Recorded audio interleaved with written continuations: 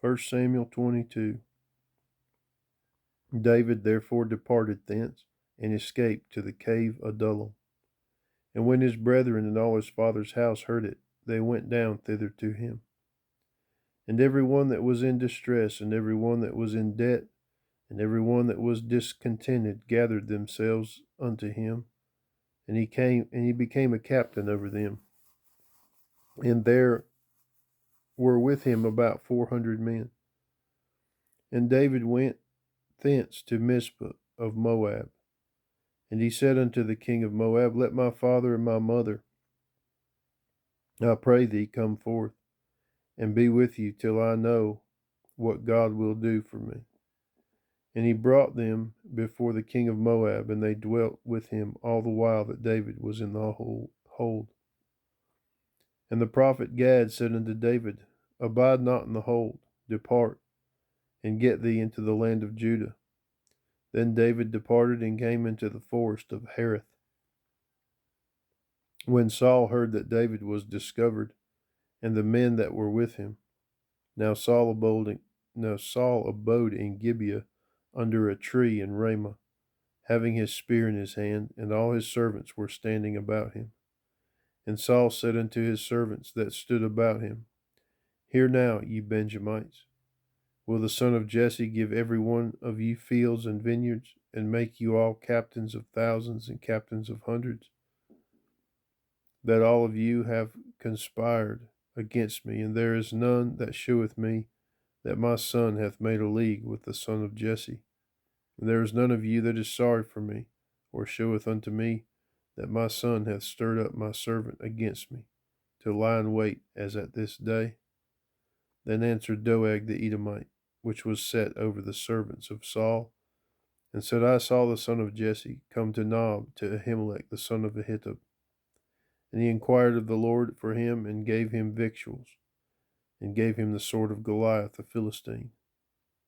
Then the king sent to call Ahimelech the priest, the son of Ahitub, and all his father's house, the priests that were in Nob, and they came all of them to the king. And Saul said, Hear now, thou son of Ahitub. And he answered, Here I am, my lord. And Saul said unto him, Why have ye conspired against me, thou and the son of Jesse, in that thou hast given him bread and a sword, and hast inquired of God for him, that he should rise against me to lie in wait as at this day?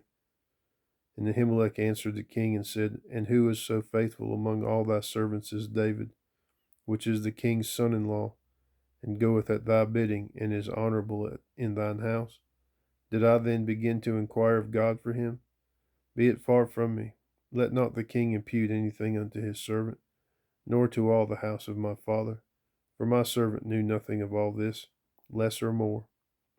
And the king said, Thou shalt surely die, Ahimelech, thou and all thy father's house. And the king said unto the footmen that stood about him, Turn and slay the priests of the Lord, because their hand also is with David, and because they knew when he fled and did not shew it me. But the servants of the king would not put forth their hand to fall upon the priests of the Lord. And the king said to Doeg, Turn you and fall upon the priests.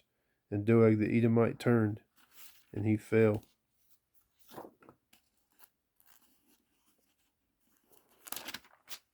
Upon the priests, and slew on that day 75 persons that did wear a linen ephod. And Nob, the city of the priests, smote he with the edge of the sword, both men and women, children and sucklings, oxen and asses, and sheep with the edge of the sword. And one of the sons of Ahimelech, the son of Ahitub, named Abiathar, escaped and fled after David. And Abiathar showed David that Saul had slain the Lord's priest. And David said unto Abiathar, I knew it that day when Doeg the Edomite was there, that he would surely tell Saul, I have occasioned the death of all the persons of thy father's house. Abide thou with me, fear not, for he that seeketh my life seeketh thy life, but with me thou shalt be in safeguard.